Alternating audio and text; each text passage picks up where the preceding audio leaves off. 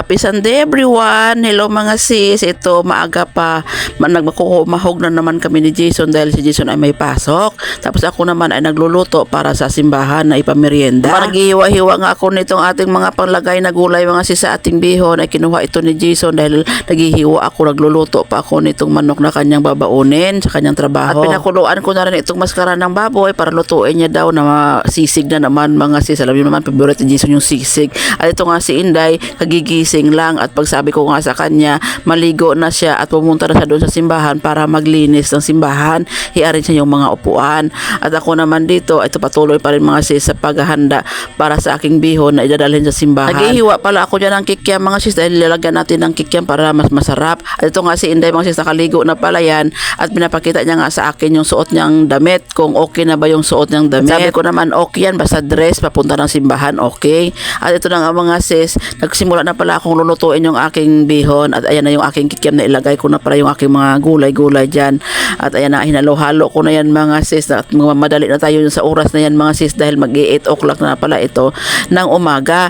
At dahil 9 o'clock yung ating start ng ating simba, kaya nagmamadali pa tayo dahil magliligo pa, magliligpit pa kung ano-ano pa mga dadalhin sa simbahan. At pagkatapos ko ka magluto mga sis, nag-almusal lang pala kami at ito nakabihis na pala tayo mga sis. At ayan, pinapakita ko sa inyo yung aking OOTD. O diba maganda yung aking dress mga sis, nabili ko lang ito sa Black Up.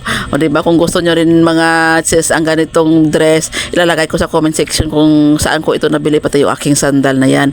At maya mga sis, umalis na pala kami ni Kuya Kyle, mapunta na dito kami sa simbahan. Si Kuya Kyle pala ang nagbitbit ng aking bihon na kiniluto. At ayan, wala pa lang tao pagdating namin, sila ni Pastora pa lang. At ito na mga sis, nag-special number pala sila ni Inday kasama ang mga kaibigan niya. O diba, may future song leader na tayo sa susunod mga sis. Yun talaga ang gusto ko mangyari kay Inday, magiging song leader sa namin dito sa simbahan. Kaya nagpa-practice na yan sila ni Inday tuwing Sabado. At tinuturoan na rin yan sila ni Inday mga sis, pagkatapos ng simba namin kung linggo, hindi yan sila pinapauwi kaagad, tinuturoan yan sila mag-organ. Para kahit paano mga sis, pag absent yung isa ay mayroong halili yung isa ng mag-organ, hindi na isa lang yung talagang marunong, kailangan lahat talaga marunong. At ayun mga sis, pagkatapos namin magsimba, siyempre pa merienda time.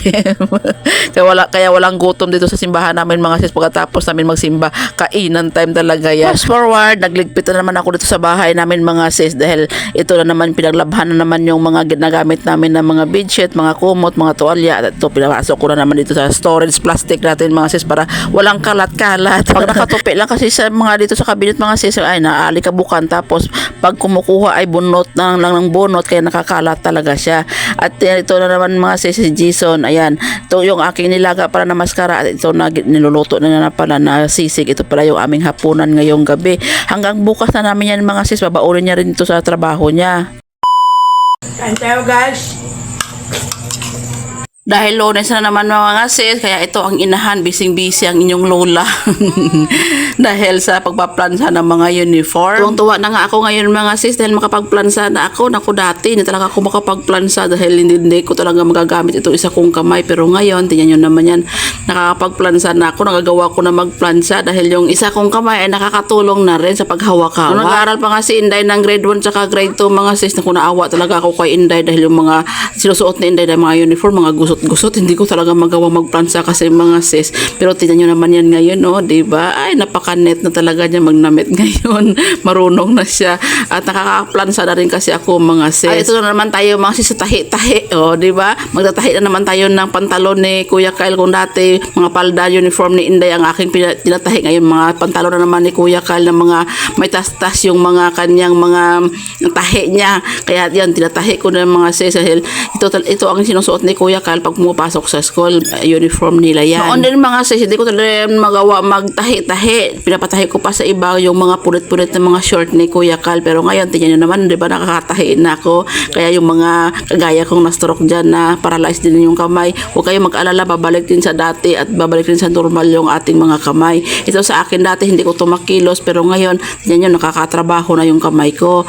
At ayan na nga sila Kuya Kyle tsaka si Inday, papasok na pala yan sila sa school. At fast forward na nga tayo mga sis, sis, ngayong gabi at ito daming ulam ni Kuya Kyle dahil si nanay tumawag sa akin na marami daw silang gulay na naluto doon lang ni tatay. Kaya sabi niya kunin daw ni Kuya Kyle doon at saka ni Jason. At tuwang-tuwa naman ang inyong lola mga sis, siyempre makalibre na tayo ng ulam. Ito talaga yung sinasabi mga sis nga, bakit kaya sobrang sarap ng basta ang ulam ay bigay pero pagluto natin wala tayong ganang kumain, parang walang lasa, pero pag bigay naku sarap na sarap. Sarap na sarap talaga tayo kasi libre.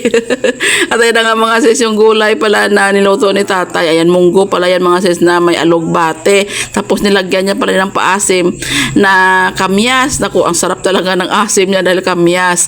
At sabi nga ni Kuya Kyle, kakain na daw kami dahil gutom na rin daw siya. Kaya sabi ko, o sige maglagay ka na ng kanin dyan at saka ng pinggan dahil kakain na rin tayo. Maliligo na sana ako dyan mga sis, kailang gutom din ako, kaya sabi ko kakain lang muna ako bago ako maligo.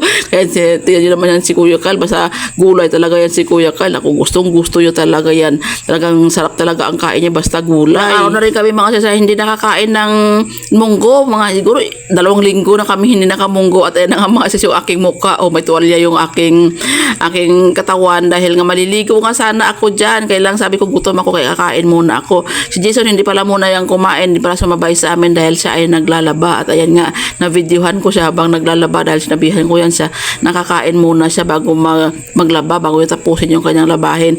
Ay, sabi niya overtime daw siya, overtime sa paglalaba. Naku, tuwang-tuwa naman ako mga sis dahil siyempre nakalibre na ako ng labahin.